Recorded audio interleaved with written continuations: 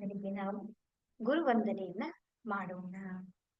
ಗುರುರ್ ಬ್ರಹ್ಮ ಗುರುರ್ ವಿಷ್ಣು ಗುರುದೇವೋ ಮಹೇಶ್ವರಃ ಗುರು ಸಾಕ್ಷಾತ್ ಪರಬ್ರಹ್ಮ ತಸ್ಮೈ ಶ್ರೀ ಗುರುವೇ ನಮಃ. ತಸ್ಮೈ ಶ್ರೀ ಗುರುವೇ ನಮಃ. ತಸ್ಮೈ ಶ್ರೀ ಗುರುವೇ ನಮಃ. ರೇಖಿ ಮಾತೆಗೆ ಧನ್ಯವಾದಗಳು. ಬ್ರಹ್ಮ ವಿಷ್ಣು ಮಹೇಶ್ವರಿಗೆ ಧನ್ಯವಾದಗಳು. ನವ ದುರ್ಗೆಯರಿಗೆ ಧನ್ಯವಾದಗಳು. ನಮ್ಮ ನಿಮ್ಮ ತಂದೆ ತಾಯಂದಿರಿಗೆ ಧನ್ಯವಾದಗಳು. ನಮ್ಮ ನಿಮ್ಮ ಕುಲದೇವತೆ ಕುಲದೇವರುಗಳಿಗೆ ಧನ್ಯವಾದಗಳು. ಬ್ರಹ್ಮ ಋಷಿ ಮುನಿಗಳಿಗೆ ಧನ್ಯವಾದಗಳು. ಬ್ರಹ್ಮಾಂಡದಲ್ಲಿರುವಂತಹ ಎಲ್ಲ ದಿವ್ಯ ಶಕ್ತಿಗಳಿಗೆ ಹಾಗೂ ನಮ್ಮ ಜೊತೆಯಲ್ಲಿರುವಂತಹ ದಿವ್ಯ ಶಕ್ತಿಗಳಿಗೆ ಧನ್ಯವಾದಗಳು. ಅವರ ಆಶೀರ್ವಾದ, ಕರುಣೆ, ಕೃಪೆ ಸದಾ ಯಾವಾಗಲೂ ನಮ್ಮೆಲ್ಲರ ಮೇಲೆ ಹೀಗೆ ಇರಲಿ ಅಂತ ಹೇಳಿ ನಾವು ಪ್ರಾರ್ಥನೆಯನ್ನ ಮಾಡ್ಕೊಳ್ಳೋಣ.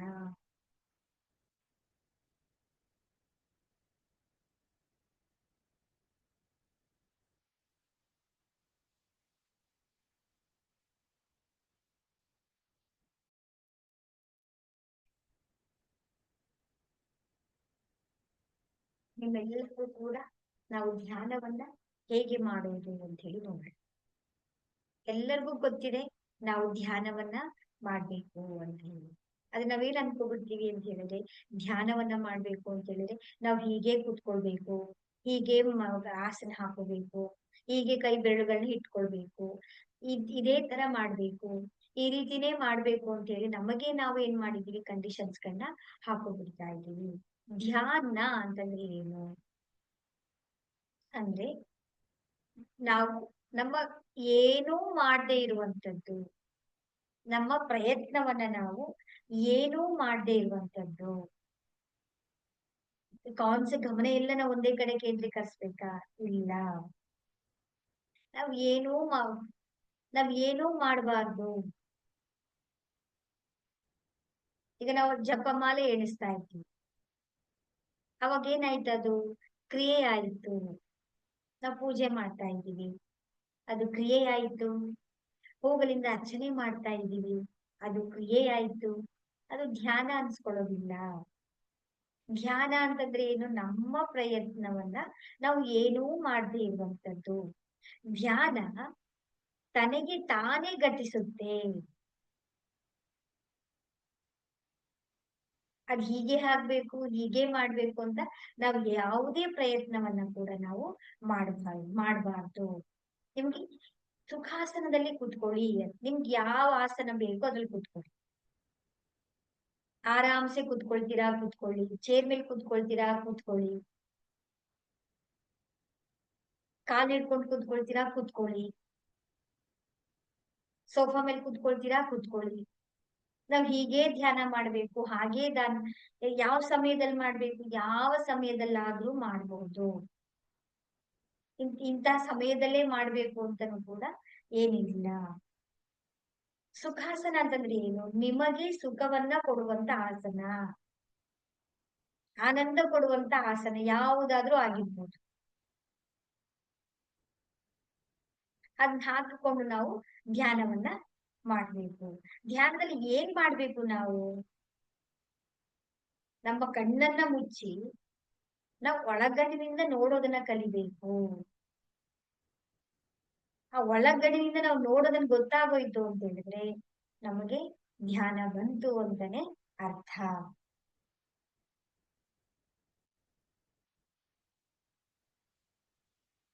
ಆ ಧ್ಯಾನ ಒಳಗನ್ನ ನೋಡೋದು ಯಾವ್ದ್ರ ಮುಖಾಂತರ? ಕಾಣಿಸುತ್ತಲ್ಲ, ಅದು ನೋಡೋದು ಹೇಗೆ? ಅದನ್ನ ಅನುಭವಿಸ್ಬೇಕಷ್ಟೇ ವಿನಃ ಅದನ್ನ ನಾವು ವರ್ಣಿಸಲಿಕ್ಕೆ ಸಾಧ್ಯ ಆಗಲ್ಲ. ಅದನ್ನ ನೋಡ್ಬೇಕು ಅಂದ್ರೆ ಏನ್ ಮಾಡ್ಬೇಕು? ಈ ಗಾಳಿ ಇದೆ, ಗಾಳಿ ಇರೋದು ನಮ್ಗೆ ಕಾಣಿಸುತ್ತಾ? ಕರೆಂಟ್ ಇದೆ, ಕರೆಂಟ್ ಎಲ್ಲಿದೆ ಅಂತ ಗೊತ್ತಾ ನಮ್ಗೆ? ಅದನ್ನ ಆ ಸ್ವಿಚ್ ಆನ್ ಮಾಡಿದಾಗ ಮಾತ್ರ ನಮ್ಗೆ ಬೆಳಕು ಬರುತ್ತೆ. ಅದು ಹೇಗಿದೆ ಅಂತ ಗೊತ್ತಾ ನಮ್ಗೆ? ಗೊತ್ತಿಲ್ಲ. ಅದನ್ನ ಅನುಭವಿಸ್ಬೇಕು. ಅಂದ್ರೆ ನಾವು ಧ್ಯಾನವನ್ನ ಮಾಡ್ಬೇಕು ಅಂತ ಹೇಳಿದ್ರೆ ನಮ್ಮ ಉಸಿರನ್ನ ನಾವು ನೋಡ್ತಾ ಬರ್ಬೇಕು. ಉಸಿರನ್ನ ನಾವು ಅನುಭವಿಸ್ತಾ ಬರ್ಬೇಕು. ಒಳಗಡೆ ಹೇಗ್ ತಗೊಳ್ತಾ ಇದೀವಿ, ಹೊರಗಡೆ ಹೇಗ್ ಬಿಡ್ತಾ ಇದೀವಿ. ಯಾಕಂದ್ರೆ ಗಾಳಿ ನಮ್ ಕಣ್ಣು ಕಾಣಿಸಲ್ಲ, ಆದ್ರೆ ಅನುಭವಕ್ಕೆ ಬರುತ್ತಲ್ಲ.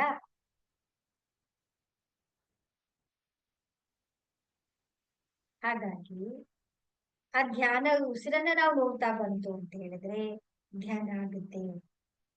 ಧ್ಯಾನದ ದಾರಿಯಲ್ಲಿ ನಮ್ಗೆ ಏನ್ ಸಿಗುತ್ತೆ? ಆ ಪರಮಾತ್ಮನ ದಾರಿಯಲ್ಲಿ ಆ ಪರಮಾತ್ಮನನ್ನ ನಾವು ಕಾಣಬಹುದಾಗಿದೆ. ಹಾಗಾಗಿ ನಾವು ಯಾವುದೇ ಪ್ರಯತ್ನವನ್ನ ಮಾಡಬಾರ್ದು ಅಷ್ಟೇ. ಧ್ಯಾನ ಅಂದ್ರೆ ನಮ್ಮ ಗಮನವನ್ನ ನಾವು ಏನೂ ಕೇಂದ್ರೀಕರಿಸಬಾರ್ದು. ಆರಾಮವಾಗಿ ನಾವು ಸುಮ್ಮನೆ ನಮ್ಮ ಕಣ್ಣನ್ನ ಮುಚ್ಕೊಂಡು ನಾವು ಕೂತ್ಕೊಳ್ತಾ ಇರ್ಬೇಕು ಅಷ್ಟೇನೆ. ಅದನ್ನೇ ನಾವು ಏನಂತ ಹೇಳ್ತೀವಿ ಅಂದ್ರೆ ಧ್ಯಾನ ಅಂತ ಹೇಳಿ ನಾವು ಕರಿತೀವಿ. ಈಗ ನಾವು ನಿಧಾನವಾಗಿ ಆ ಪರಮಾತ್ಮ ಎಲ್ಲಿ ನಮ್ಮನ್ನು ಕರ್ಕೊಂಡು ಹೋಗ್ತಾನೋ ಅಲ್ಲಿ ಒಂದು ಸುಂದರವಾದಂತ ಒಂದು ನಾವು ಧ್ಯಾನವನ್ನ ಮಾಡೋಣ. ನಿಧಾನವಾಗಿ ಕೈಗಳನ್ನ ಒಂದರ ಒಳಗಡೆ ಒಂದು ಜೋಡಿಸ್ಕೊಳ್ಳಿ. ತೊಡೆಯ ಮೇಲೆ ಕೈಗಳನ್ನ ಕೋಮಲತೆಯಿಂದ ನಿಧಾನವಾಗಿ ಇಟ್ಕೊಳ್ಳಿ. ಕೋಮಲತೆಯಿಂದ ಕಣ್ಣನ್ನ ಮುಚ್ಚಿ. ಮುಖದಲ್ಲಿ ಮಂದಹಾಸ ಇರಲಿ. ನಾವು ಧ್ಯಾನವನ್ನ ಮಾಡ್ಬೇಕಾದ್ರೆ ನೀವು ಸೋಫಾ ಮೇಲಾದ್ರೂ ಕುತ್ಕೊಂಡ್ ಮಾಡಿ, ಚೇರ್ ಮೇಲಾದ್ರೂ ಕುತ್ಕೊಂಡ್ ಮಾಡಿ, ನೆಲದ ಮೇಲಾದ್ರೂ ಕುತ್ಕೊಂಡ್ ಮಾಡಿ, ನಿಮಗೆ ಎಲ್ಲಿ ಆರಾಮ್ ಅನ್ಸುತ್ತೋ ಅಲ್ಲಿ ನೀವು ಕೂತ್ಕೊಂಡು ಧ್ಯಾನವನ್ನ ಮಾಡಬಹುದು. ಕೆಲವೊಮ್ಮೆ ಶರೀರದ ಅಸಹಾಯಕತೆಯಿಂದ ನಾವು ಧ್ಯಾನ ಮಾಡಕ್ಕಾಗಲ್ಲ ಅಂತ ಹೇಳಿದ್ರೆ ನಾವು ಮಲಗಿಕೊಂಡು ಕೂಡ ನಾವು ಧ್ಯಾನವನ್ನ ಮಾಡಬಹುದು. ಏನೇ ಆದ್ರೂ ಕೂಡ ನಾವು ಸದಾ ಧ್ಯಾನದ ಜೊತೆಯಲ್ಲಿ ನಾವು ಇರಬೇಕಾಗತ್ತೆ. ನಿಧಾನವಾಗಿ ನಮ್ಮ ಎಲ್ಲ ಗಮನವನ್ನ ಉಸಿರಿನ ಕಡೆಗೆ ತಗೊಂಡ್ ಬನ್ನಿ. ನಿಧಾನವಾಗಿ ಆಳವಾಗಿ ಉಸಿರನ್ನ ಒಳಗಡೆ ತಗೊಳ್ಳಿ.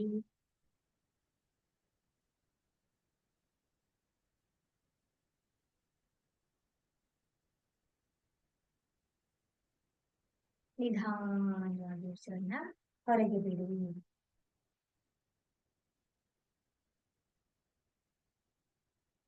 ನಿಧಾನವಾಗಿ ಉಸಿರನ್ನ ಒಳಗಡೆ ತಗೊಳ್ಳಿ.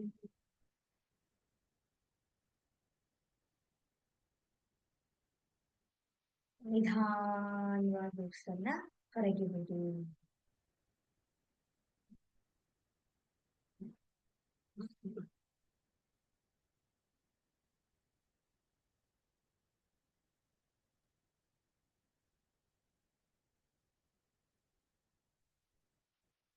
ನಿಧಾನವಾಗಿ ಉಸಿರನ್ನ ಒಳಗಡೆ ತಗೊಳ್ಳಿ.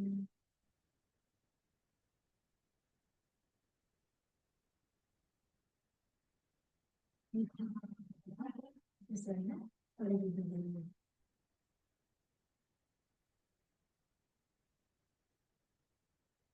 ಬರ್ತಾ ಇರುವಂತಹ ಉಸಿರು ಬ್ರಹ್ಮಾಂಡದಲ್ಲಿರುವಂತಹ ಆ ಪರಮಾತ್ಮನ ದಿವ್ಯ ಚೇತನವನ್ನ ಹೊತ್ತು ನಮ್ಮ ಶರೀರದ ಒಳಗಡೆ ಬರ್ತಾ ಇದೆ.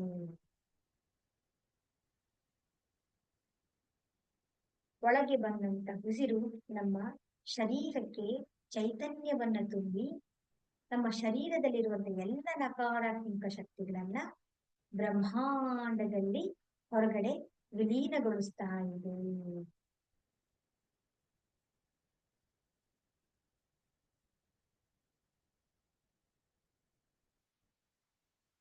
ಚೈತನ್ಯ ತುಂಬಿದ ಉಸಿರು ಒಳಗಡೆ ಬರ್ತಾ ಇದೆ.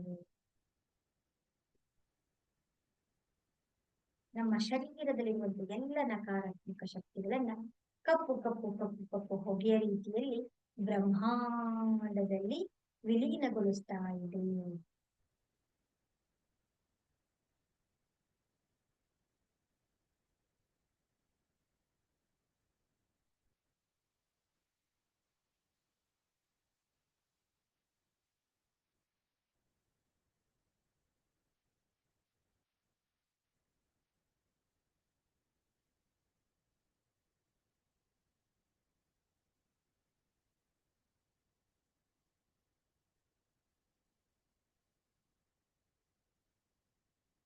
ಒಳಗೆ ಬಂದಂತ ಉಸಿರು ನಮ್ಮ ನಾಭಿಯ ಚಕ್ರವನ್ನ ಟಚ್ ಮಾಡ್ತಾ ಇದೆ.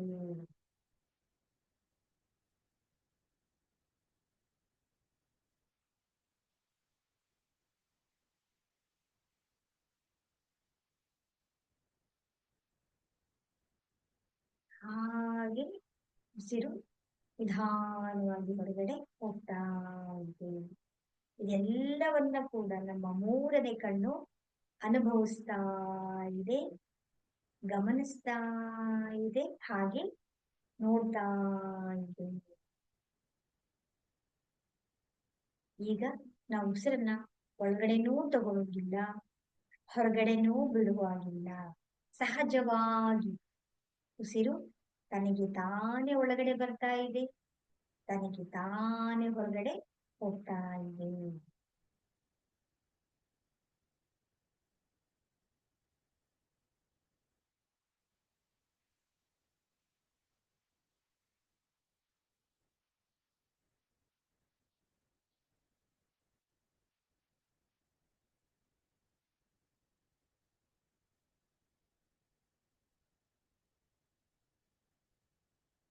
ಶರೀರ ಎಲ್ಲವನ್ನು ಕೂಡ ಸಡಿಲಗೊಳಿಸ್ಬಿಡಿ, ಆರಾಮವಾಗಿ ಸಡಿಲಗೊಳಿಸ್ಬಿಡಿ.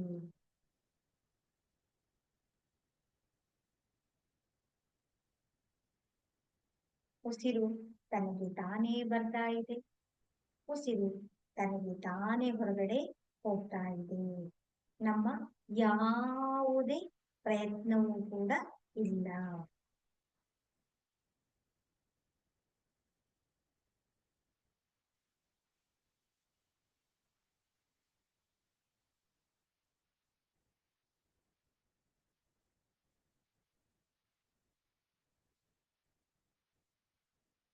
ನಮ್ಮ ಎಲ್ಲ ಗಮನವನ್ನ ನಿಧಾನವಾಗಿ ನಮ್ಮ ಮೂರನೇ ಕಣ್ಣಿನ ಹತ್ರ, ನಮ್ಮ ಐಬ್ರೋಗಳ ಮಧ್ಯದಲ್ಲಿರುವಂತಹ ಒಂದು ಕಣ್ಣಿನ ಹತ್ರ ನಾವು ತಗೊಂಡ್ಬರೋಣ. ಅಲ್ಲಿರುವಂತ ಆ ಪರಮಾತ್ಮನ ದಿವ್ಯ ಚೈತನ್ಯವು ಚಿನ್ನದ ಬಣ್ಣದಲ್ಲಿ golden golden golden golden light ನಿಧಾನವಾಗಿ ಹರಡ್ತಾ ಇದೆ. ದಿವ್ಯಮಯವಾದಂತಹ ಈ ಚೈತನ್ಯದ ಶಕ್ತಿಯು ನಿಧಾನವಾಗಿ ಹಾಗೆ ಹರಡುತ್ತಾ ಹರಡುತ್ತಾ ಹರಡುತ್ತಾ ನಮ್ಮ ಇಡೀ ಶರೀರವನ್ನೆಲ್ಲ ಕೂಡ ತುಂಬಿ ಹೋಗಿದೆ.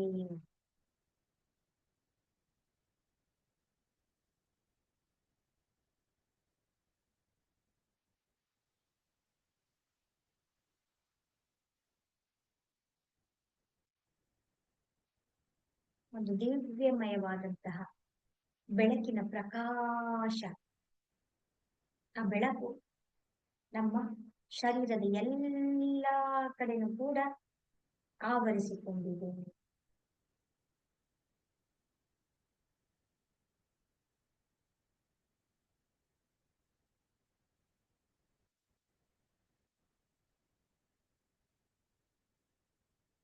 ನಿಧಾನವಾಗಿ ಪ್ರಕಾಶ ಮುಂದೆ ಸಾಗುತ್ತಾ ಸಾಗುತ್ತಾ ಸಾಗುತ್ತಾ ನಾವಿರುವಂತಹ ಕೋಣೆಯನ್ನ ತುಂಬಿಕೊಂಡಿದೆ.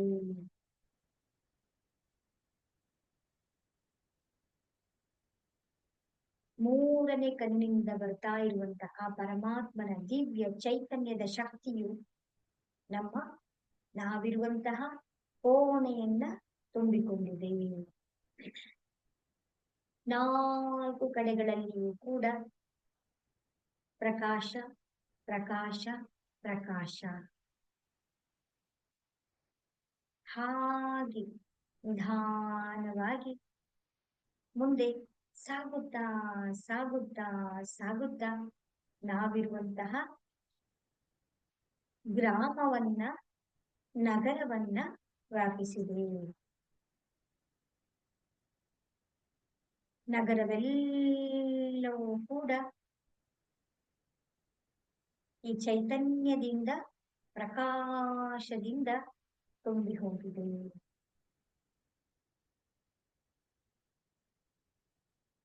ಹಾಗೆ ಈ ದಿವ್ಯ ಶಕ್ತಿಯು ಮುಂದೆ ಸಾಗುತ್ತಾ ಸಾಗುತ್ತಾ ಸಾಗುತ್ತಾ ಇಡೀ ದೇಶವನ್ನ ವ್ಯಾಪಿಸಿಕೊಂಡಿದೆ.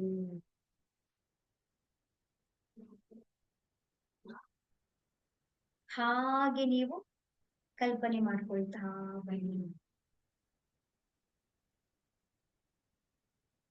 ಪ್ರಕಾಶ ಪ್ರಕಾಶ ಪ್ರಕಾಶ. ಈ ಪ್ರಜ್ವಲತೆಯು ಹಾಗೆ, ಈ ದಿವ್ಯ ಕಾಂತಿಯು ಹಾಗೆ ಮುಂದೆ ಸಾಗುತ್ತಾ ಸಾಗುತ್ತಾ ಸಾಗುತ್ತಾ ಇಡೀ ಪೃಥ್ವಿಯನ್ನ ವ್ಯಾಪಿಸಿದೆ.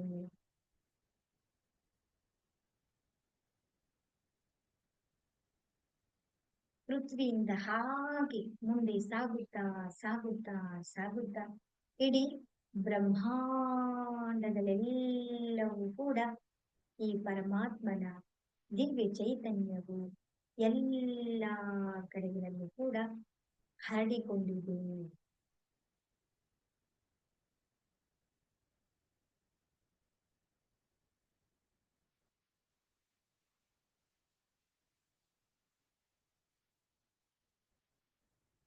ಹಾಗೆ ನಿಧಾನವಾಗಿ ನಾವು ಮುಂದೆ ಸಾಗುತ್ತಾ ಸಾಗುತ್ತಾ ಸಾಗುತ್ತಾ ದೊಡ್ಡದಾದ ಒಂದು ಗಾರ್ಡನ್ ಹತ್ರ ನಾವು, ತೋಟದಲ್ಲಿ ನಾವು ಕಾಲನ್ನ ಇಡ್ತಾ ಇದ್ದೀವಿ. ಎಲ್ಲೆಲ್ಲೂ ಕೂಡ ಹಸಿರು ಹುಲ್ಲು.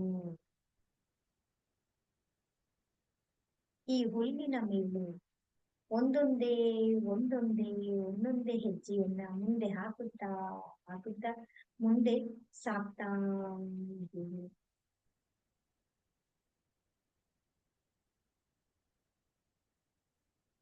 ತಣ್ಣನೆಯ ಗಾಳಿ ಬೀಸ್ತಾ ಇದೆ.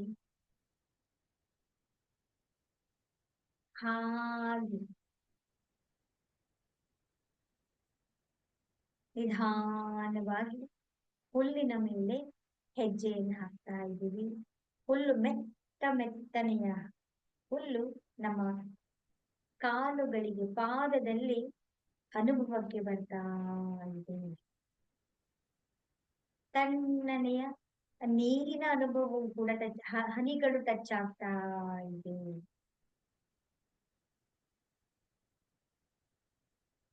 ನಿಧಾನವಾಗಿ ಹಾಗೆ ಮುಂದೆ ಸಾಗುತ್ತಾ ಸಾಗುತ್ತಾ ಹಾಗೆ ಮುಂದೆ ಹೋಗ್ತಾ ಇದ್ದೀವಿ. ಹಾಗೆ ಮುಂದೆ ಸಾಗುತ್ತಾ ಸಾಗುತ್ತಾ ಸುತ್ತಮುತ್ತಲೆಲ್ಲವೂ ಕೂಡ ಗುಲಾಬಿಯ ಹೂಗಳು, ಬಣ್ಣ ಬಣ್ಣದ ಗುಲಾಬಿಯ ಹೂಗಳು, ಕೆಂಪು ಬಣ್ಣದ ಗುಲಾಬಿ ಹೂಗಳು, ಗುಲಾಬಿ ಬಣ್ಣದ ಹೂಗಳು, ಹಳದಿ ಬಣ್ಣದ ಹೂಗಳು, ಕೇಸರಿ ಬಣ್ಣದ ಹೂಗಳು, ಗಾಳಿಯ ರಭಸಕ್ಕೆ ಎಲ್ಲ ಗಿಡದಲ್ಲಿರುವಂತಹ ಹೂಗಳು ಕಲುಗಾಟ ಇದೆ. ಈ ಕಡೆಯಿಂದ ಆ ಕಡೆ, ಆ ಕಡೆಯಿಂದ ಈ ಕಡೆ ತಂಗಾಳಿ ಹೇಗೆ ಬೀಸ್ತಾ ಇದೆ, ಆ ಬೀಸಿದ ಹಾಗೆ ಹೂಗಳೆಲ್ಲವೂ ಕೂಡ ಅಲುಗಾಡ್ತಾ ಇದ್ದಾವೆ.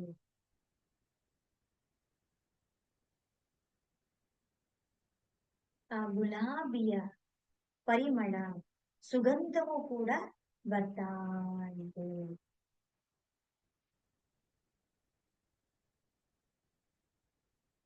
ಹಾಗೆ ಆ ಸುಗಂಧವನ್ನ, ಪರಿಮಳವನ್ನ ಅನುಭವಿಸುತ್ತಾ ನಿಧಾನವಾಗಿ ಮುಂದೆ ಸಾಗ್ತಾ ಸಾಗ್ತಾ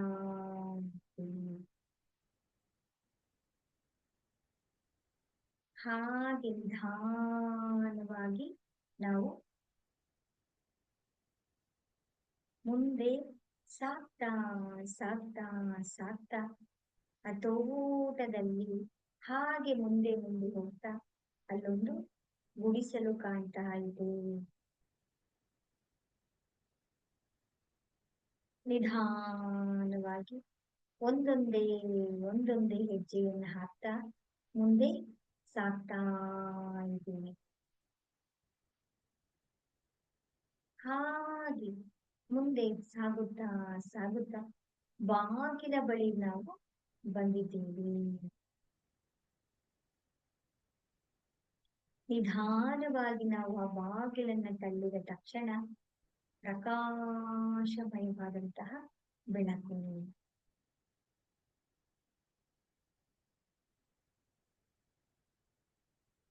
ಯಾವ ಕಡೆಗಳಲ್ಲೂ ನೋಡಿದ್ರು, ಎತ್ತ ಕಡೆಯಿಂದಲೂ ನೋಡಿದ್ರು ಕೂಡ ಕೇವಲ ಎಂದೂ ಕಂಡಿರದಂತಹ ಪ್ರಕಾಶಮಯವಾದಂತಹ ಬೆಳಕು.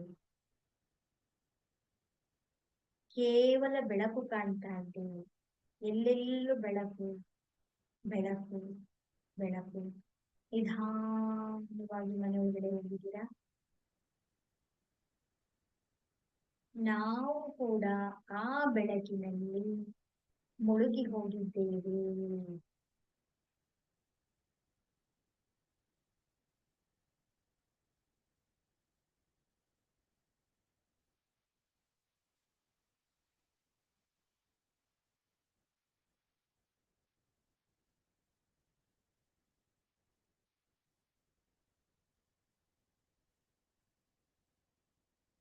ಸೂರ್ಯನ ತೇಜಸ್ಸಿನಂತಿರುವಂತಹ ಬೆಳಕು. ಕಣ್ಣಿನಿಂದ ನೋಡಲು ಕೂಡ ಆಗ್ತಾ ಇಲ್ಲ, ಅಂತ ಅದ್ಭುತವಾದಂತಹ ಬೆಳಕು.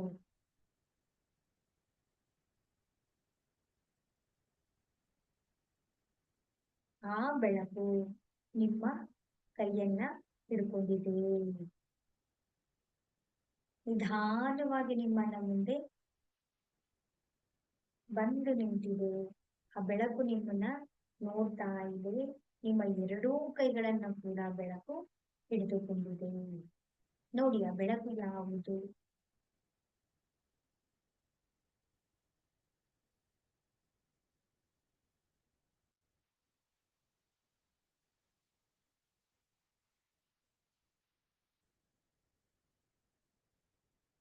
ಆ ಬೆಳಕನ್ನೇ ನೀವು ಗಮನಿಸಿದಾಗ ಆ ಬೆಳಕಿನಲ್ಲಿ ನನ್ನ ಕೈಗಳನ್ನು ಹಿಡಿದುಕೊಂಡಿರುವಂತಹ, ನನ್ನ ಎರಡೂ ಕೈಗಳನ್ನು ಹಿಡಿದುಕೊಂಡಿರುವಂತಹ ಆ ದಿವ್ಯಮಯವಾದಂತಹ ಶಕ್ತಿ ಯಾವುದು?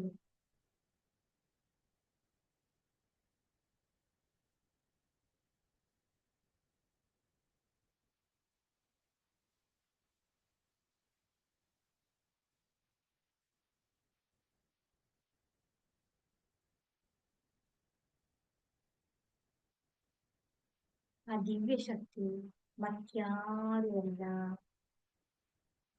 ನಿಮ್ಮ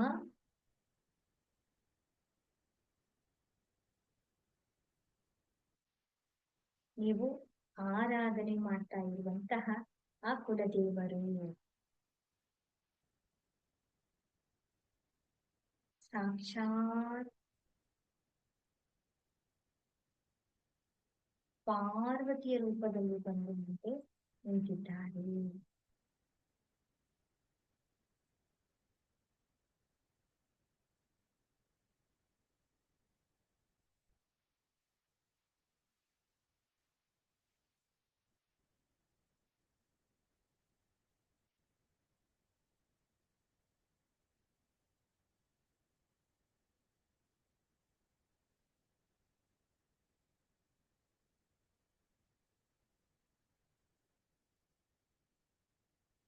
ಆ ದಿವ್ಯ ಶಕ್ತಿಯು ನಿಮಗೆ ಆಶೀರ್ವಾದವನ್ನ ನೀಡ್ತಾ ಇದ್ದಾರೆ.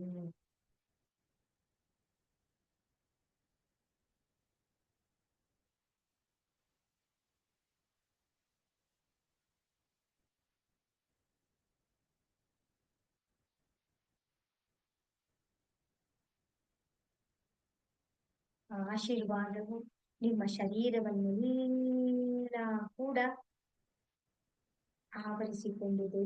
ರೋಮಾಂಚನವಾಗ್ತಾ ಇದೆ.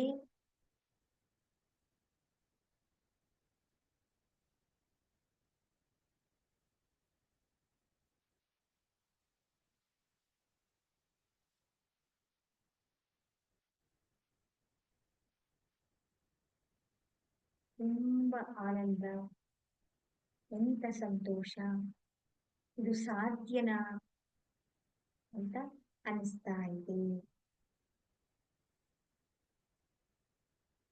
ಆಶೀರ್ವಾದವನ್ನು ಮಾಡಿದಂತಹ ಆ ಪರಮಾತ್ಮನ ದಿವ್ಯ ಚೇತನವು ನಿಧಾನವಾಗಿ ನಿಧಾನವಾಗಿ ನಮ್ಮಿಂದ ದೂರ ಹೋಗ್ತಾ ಇದೆ.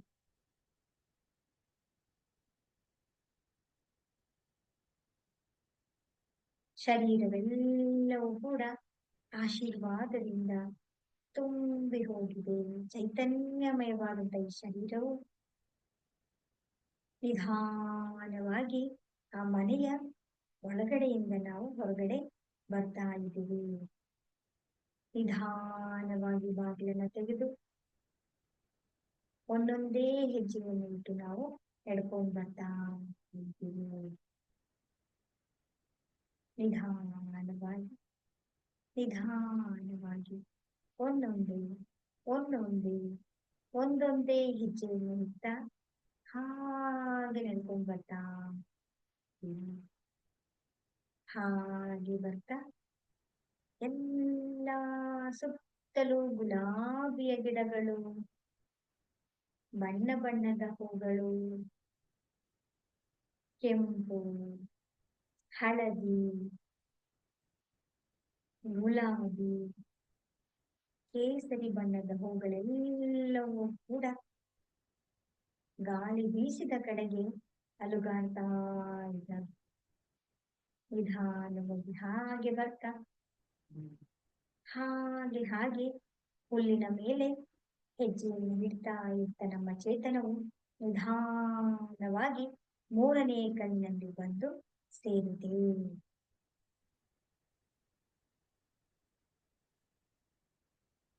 ನಿಧಾನವಾಗಿ ಉಸಿರನ್ನ ಒಳಗಡೆ ತಗೊಳ್ಳಿ. ನಿಧಾನವಾಗಿ ಉಸಿರನ್ನ ಹೊರಗಡೆ ಬಿಡಿ. ನಿಧಾನವಾಗಿ ಉಸಿರನ್ನ ಒಳಗಡೆ ತಗೊಳ್ಳಿ. ನಿಧಾನವಾಗಿ ಉಸಿರನ್ನ ಹೊರಗೆ ಬಿಡಿ. ಕೈಗಳನ್ನ ನಮಸ್ಕಾರ ಮುದ್ರೆಗೆ ತಗೊಂಡು ಬಂದು, ಹೇ ಪರಮಾತ್ಮ, ದಿವ್ಯ ಆತ್ಮಗಳಾದ ನಾವು ನಿಮ್ಮಲ್ಲಿ ಪ್ರಾರ್ಥನೆ ಮಾಡುವುದೇನೆಂದರೆ ಇಡೀ ವಿಶ್ವದಲ್ಲಿ ಶಾಂತಿ ನೆಲೆಸಲಿ. ಇಡೀ ವಿಶ್ವದಲ್ಲಿ ನೆಲೆಸಿರುವಂತಹ ಎಲ್ಲ ದಿವ್ಯ ಆತ್ಮಗಳ ಆಧ್ಯಾತ್ಮಿಕ ಉನ್ನತಿಯಾಗಲಿ, ಹಾಗೆ ಸರ್ವಾಂಗೀಣ ಉನ್ನತಿಯಾಗಲಿ. ತಿಳಿದೋ ತಿಳಿದೇನೋ ಈ ಜನ್ಮದಲ್ಲಿ ಅಥವಾ ಹಿಂದಿನ ಜನ್ಮದಲ್ಲಿ ನನ್ನಿಂದ ನಕಾರಾತ್ಮಕ ಶಕ್ತಿಗಳು ಉಂಟಾಗಿದ್ದರೆ ಕ್ಷಮಿಸಿ. ಹರೇ ರಾಮ ಹರೇ ಕೃಷ್ಣ. ಈ ಬೆಳಕನ್ನ ನಿಮ್ಮ ಶರೀರದ ಎಲ್ಲ ಭಾಗಗಳಲ್ಲಿ ಕೂಡ ನೀವು ತುಂಬಿಸ್ಕೊಳ್ಳಿ.